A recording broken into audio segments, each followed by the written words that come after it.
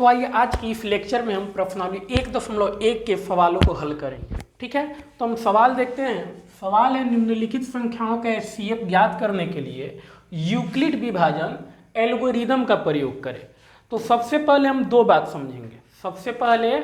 बात समझेंगे कि यूक्लिड विभाजन एल्गोरिदम क्या होता है और यूक्लिड विभाजन प्रमेयिका क्या होता है। ठीक है, तो यूक्लिड विभाजन एल्गोरिदम और यूक्लिड विभाजन प्रमेयिका कुछ लोग समझ लेते हैं कि यह दोनों एक ही हैं, लेकिन ऐसा नहीं है। ठीक है, यदि यूक्लिड विभाजन और एल्गोरिदम की बात किया जाए तो यह एक किसी विशेष प्रकार की समस्या को सॉल्व करने के लिए, हल करने के लिए यह चरणबद्ध प्रक्रिया है। ठीक है ना, जब हम किसी हिसाब को, सवाल को बनाते हैं तो क्या करते हैं, एक प्रोसेस में बनाते हैं। तो वह जो चरणबद्ध तरीका होता है ना, वह आपका एल्गोरिदम कहलाता है। और यूक्लिड विभाजन प्रमेयिका यह एक प्रकार का लेमा है जो पहले से ही सिद्ध किया गया है। जैसे आप बचपन में एक फॉर्मूला पढ़े होंगे जो कि भाग में था। जैसे आप देख सकते हैं, एक फॉर्मूला था आपका, भाज्य बराबर भाजक गुना भागफल, और प्लस इसमें क्या था, शेषफल भी था। ठीक है, अच्छा आपको एक बात बता देना चाहते हैं, जैसे इस तरह से था तो यहाँ पे भाज्य होता था, यहाँ पे भाजक होता था, यहाँ पे भागफल आता था और यहाँ पे आपका शेषफल आता था। ठीक है, तो इसका एक फॉर्मूला होता था जो लिखते थे हम लोग, भाज्य बराबर भाजक गुना भागफल प्लस शेषफल।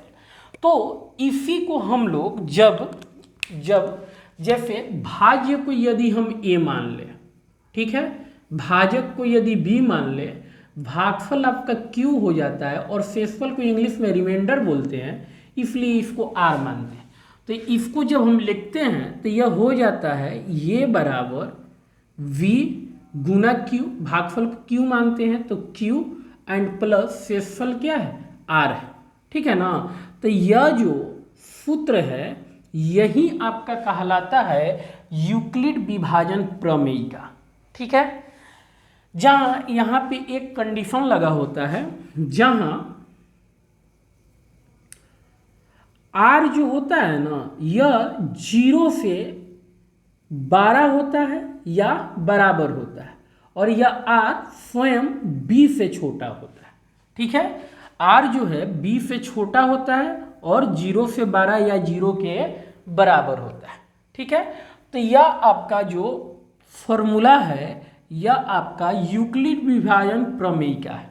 ठीक है, और यह यूक्लिड विभाजन एल्गोरिदम यह एक चरणबद्ध तरीका है जिससे किसी विशेष प्रकार की समस्याओं को हल करते हैं। ठीक है, अब कभी कभी एग्जाम में आपका एक सवाल पूछता है कि भाई यह बताओ कि यूक्लिड विभाजन एल्गोरिदम जो है या यूक्लिड विभाजन प्रमेयिका है, यह जैसे यहाँ पे दिया है ना यूक्लिड विभाजन एल्गोरिथम, तो एल्गोरिथम जो है यह इससे क्या निकलता है, इस किस चीज़ को निकालने के लिए इसका प्रयोग करते हैं। तो याद रखिएगा हमेशा इसका जो प्रयोग होता है इससे हम लोग एचसीएफ निकालते हैं।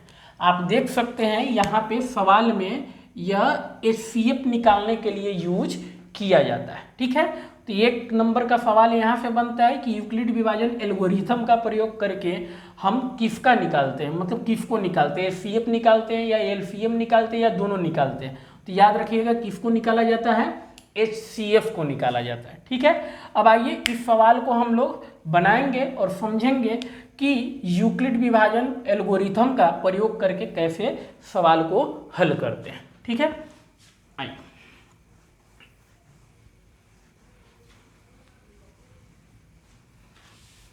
अब देखिएगा, जैसे इस सवाल को हमको बनाना है। ठीक है, तो सबसे पहले हम क्या करेंगे, इस दोनों नंबर में जो बड़ा होगा उसको ए मानेंगे और जो छोटा होगा उसको बी मानेंगे। तो लिखेंगे यहाँ पे माना ए बराबर 200 25 और v बराबर 135। हम लोग एक नंबर सवाल को बना रहे हैं, ठीक है। माना a बराबर 225 और b बराबर 135।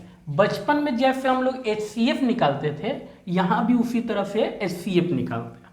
तो यहाँ पे देखेंगे आपका 225 में हमको भाग देना है 135 से, तो कितने मर्तबे से लगेगा, तो एक मर्तबे से लगेगा। तो इसमें जब हम भाग देंगे तो 5 से 5 जाएगा 0, 1 दाएं 10 2 12, 12 में से 3 जाएगा 9, और यह आपका कितना हो जाएगा, 1 1 कट जाएगा, ठीक है। अब देखिए, अब इसमें क्या होता है कि यदि शेषफल आ रहा है तो इसको आगे की तरफ हम बनाते चलेंगे, लेकिन इसको यूक्लिड विभाजन अगर प्रमेयिका से लिखे तो इसको हम लोग लिखेंगे यूक्लिड विभाजन प्रमेयिका से, यूक्लिड विभाजन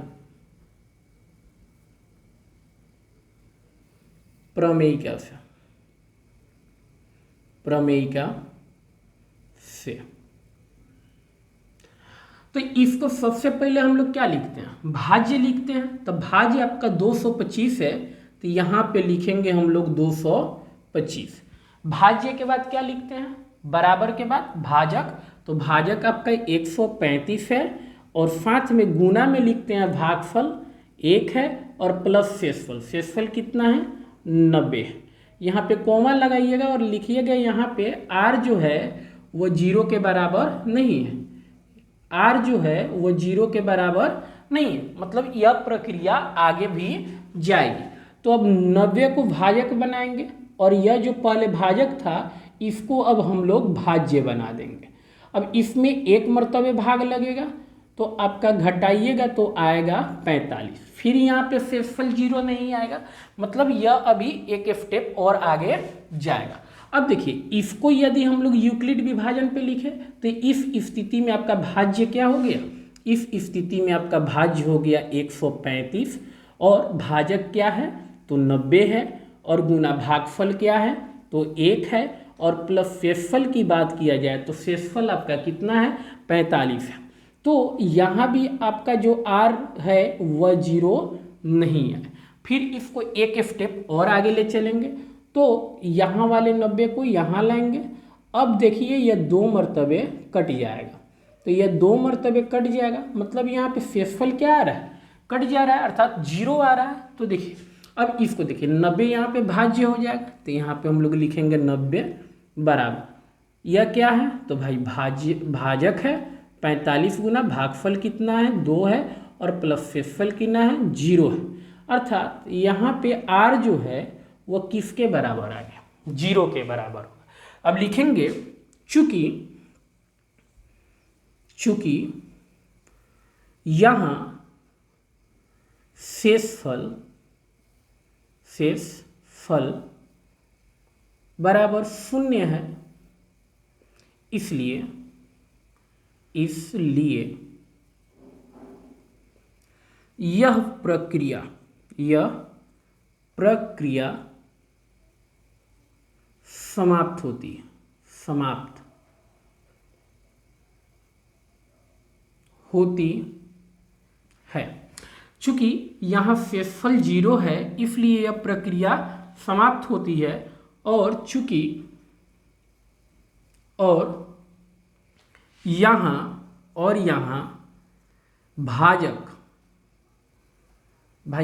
कितना है, इस स्थिति में भाजक कितना है 45 है, और यहाँ भाजक कितना है 45 है, इसलिए HCF ऑफ 135, 225 कितना हो जाएगा, तो यह हो जाएगा आपका 45, ठीक है। और यह आपका आंसर हो गया। अगर आप एग्जाम में इस तरह से बनाते हैं तो आपके पूरे 2 के 2 नंबर मिलेंगे, इसमें कहीं से भी एक भी नंबर नहीं काटा जा सकता है। तो इस प्रोसेस को ध्यान रखिएगा। बहुत सारे बच्चे शॉर्टकट बना देते हैं तो उसमें आधा नंबर या 1 नंबर कटने की संभावना होती है। तो पूरे क्वेश्चन को इस प्रकार से बनाना है। आइए अब हम दूसरा सवाल देखते हैं। आप इसके स्क्रीनशॉट ले सकते हैं। दूसरा सवाल, पहला सवाल हम मिटा देते हैं। यदि आपको मेरा यह वीडियो पसंद आ रहा हो तो कृपया मेरे चैनल को सब्सक्राइब कर दीजिएगा और इस वीडियो को लाइक कर दीजिएगा। फिर यार फिर लाइट कट गया, क्या करें मैं, बड़ा समस्या है।